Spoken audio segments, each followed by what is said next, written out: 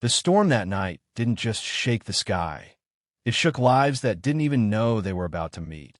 Rain felt like it was trying to wash the world away, and somewhere on a lonely road, a single decision was about to change everything.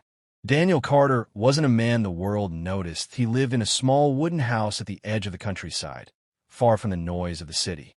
Life had been quiet, but not easy. 3 years ago, he lost his wife. And ever since that day, every morning began with the same silent promise to keep going for Lily. His 6-year-old daughter was his entire world. "Papa, will you be late today?" Lily asked one evening, her small voice soft with concern. Daniel knelt beside her, gently brushing her hair back. "I'll try not to be," he smiled, even though he knew he couldn't promise that, because life didn't always allow promises to be kept. Between long hours at a warehouse job and small side work just to cover bills, Daniel barely had time to rest. But no matter how tired he was, he never let Lily feel to her. He was still strong, still safe, still everything. That night, the storm came without warning. The sky darkened faster than usual. Winds grew violent. Rain poured down in thick, relentless sheets. Daniel had just finished a shift and was walking home when the storm reached its peak. His umbrella didn't stand chance. Within seconds, it flipped inside out, but he sighed and let it go, because some battles weren't worth fighting. But as he walked along the empty road, something caught his attention, a faint blinking light, barely visible through the heavy rain. First, he thought it was nothing, but something in his heart told him to look again. So he did.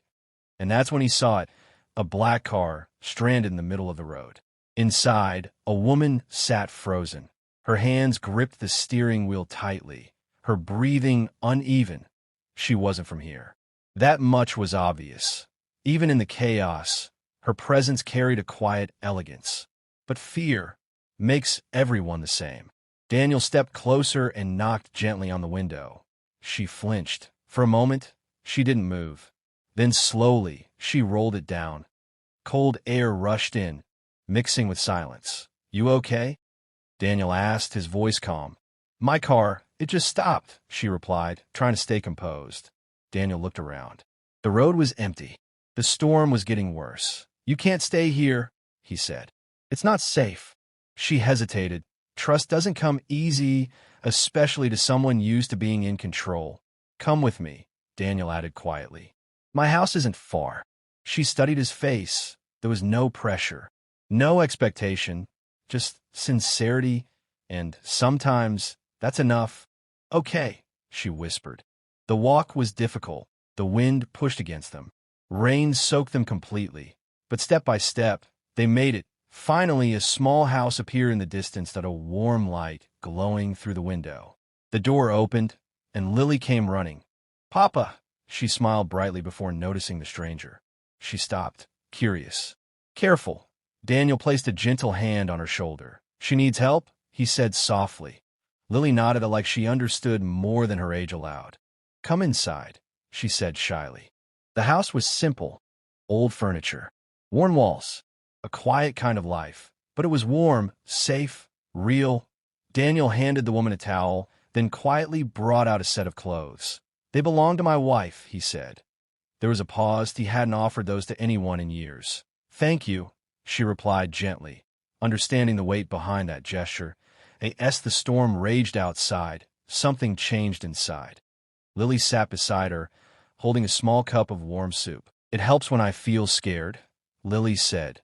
The woman smiled faintly. "Thank you," she whispered. Again, this time with emotion. Hours passed. The storm didn't slow down. But inside the house, things felt calm. That's when the woman finally spoke. Not as someone powerful, but as someone human. "I have a son," she said quietly. "I barely see him." Her voice trembled. "I thought providing everything was enough." Daniel listened silently. "I work all the time," she continued. "And now, I don't even know if he feels I'm there." Daniel looked at Lily, asleep on the couch. "I understand," he said softly. She looked at him, surprised. "You do?" He nodded. "I lost my wife. So now, I try to be everything for her." He paused. "It's not easy, but being there matters more than anything else." Silence filled the room. But it wasn't empty. It was understanding. Morning came gently. The storm had passed. Sunlight touched everything with quiet warmth. The woman stood at the door, ready to leave, but something inside her had changed. "Your name?" she asked. "Daniel," he replied. She nodded. "Thank you for everything." And then she left. Days passed, then weeks. Life returned to normal. Or at least Daniel's version of normal. Work, bills, responsibility. Until one morning, everything changed. When Daniel arrived at work, something fell off. Workers stood outside, whispering. "What's going on?" he asked. "The company's been sold," someone replied. His heart dropped. New management. Layoffs expected. Fear settled deep inside him. He couldn't lose this job. Not now. Not ever. Then a black car pulled in. Everyone turned. The door opened, and Daniel froze. That it was her, but different, confident, powerful, surrounded by people. This wasn't the woman from the storm. This was the CEO. For a moment, their eyes met. Recognition. Silence. Then something unexpected happened. She walked toward him. Not past him, in front of everyone. And with a simple nod, she acknowledged him. Respect, real, visible, undeniable. Later that day, Daniel was called into the office. His hands felt cold. He expected the worst.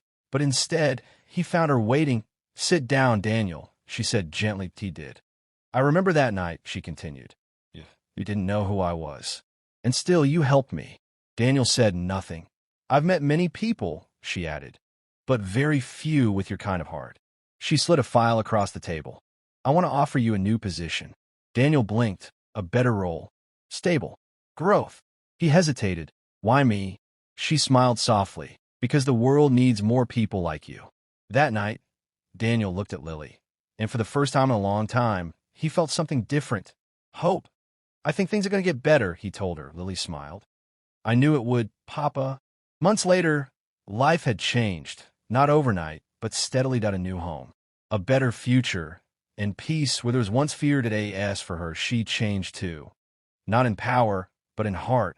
She learned to slow down. Be present. Be a mother, not just a provider. And all of it started with one simple choice. One moment. One act of kindness. Because sometimes the storms we fear the most are the ones that lead us exactly where we're meant to be.